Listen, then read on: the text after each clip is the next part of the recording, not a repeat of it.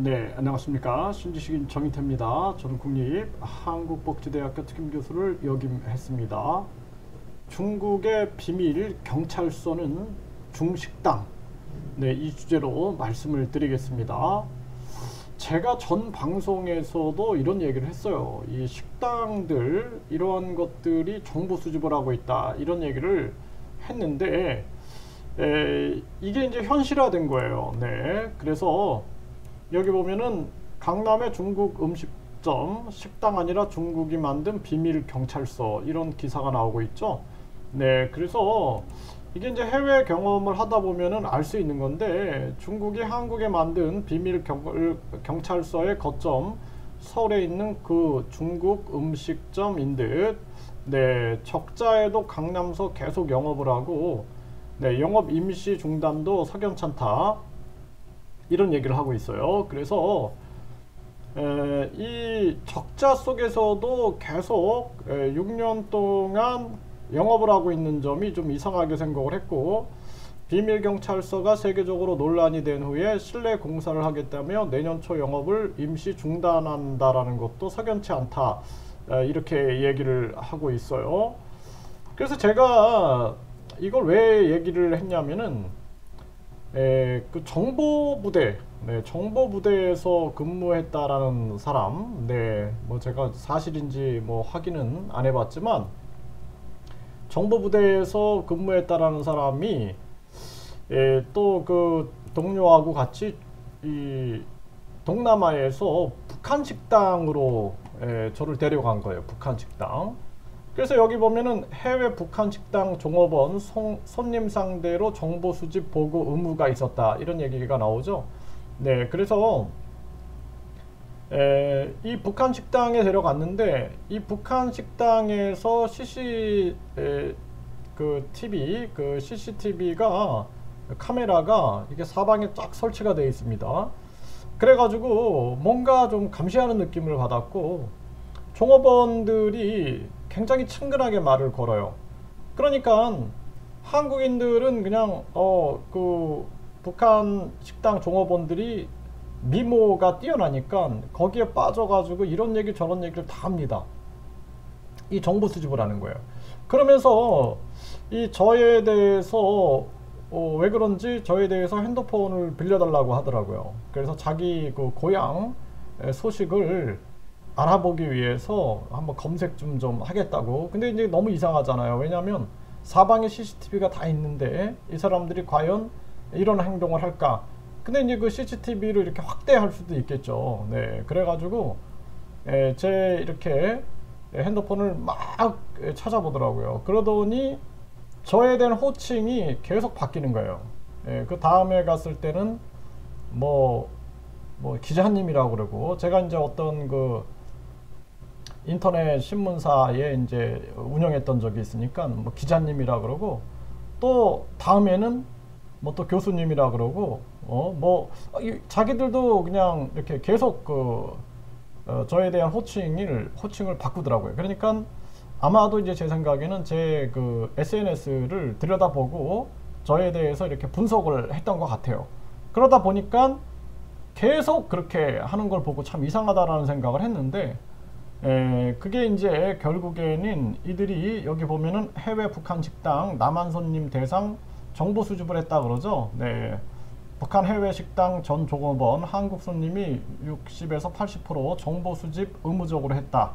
네, 이게 정보원들이다라는 거예요. 정보원들. 그래서 제가 지난 방송 때 식당들로 움직일 수 있다 이런 얘기를 했어요. 그런데 이게 이제 사실로 드러난 거죠.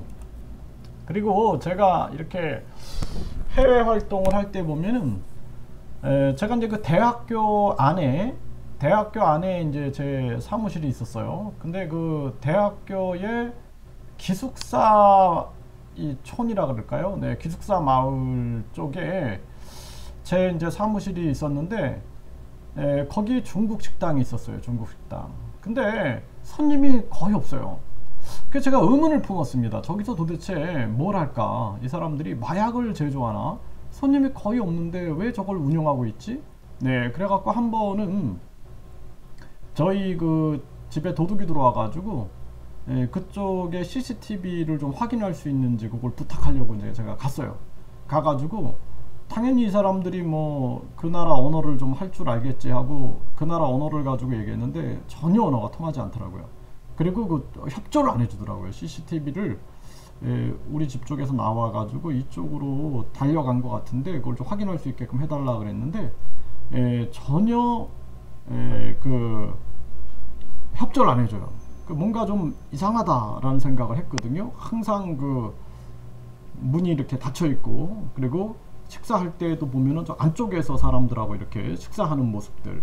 그래서 그런 게 결국에는 그 유학생들을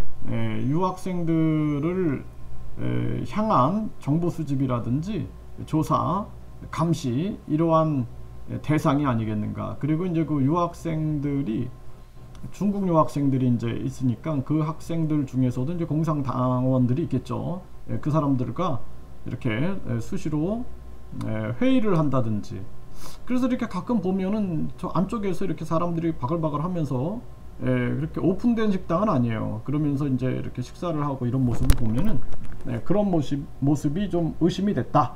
그래서 제가 지난 방송에서 이 북한의 이 해외 경찰서가 이 비밀 경찰서가 이게 식당일 수 있다라는 얘기를 했는데 오늘 신문에 12월 23일 오늘 신문에 보면은 이런 얘기가 나온 거죠.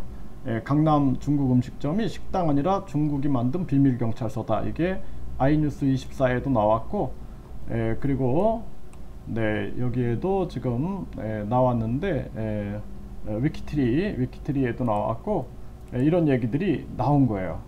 그래서 여기 조선일보에도 단독으로 나왔죠. 이렇게 나온 겁니다. 그래서 해외 나가서 활동해 본 사람들은 그 북한 식당들이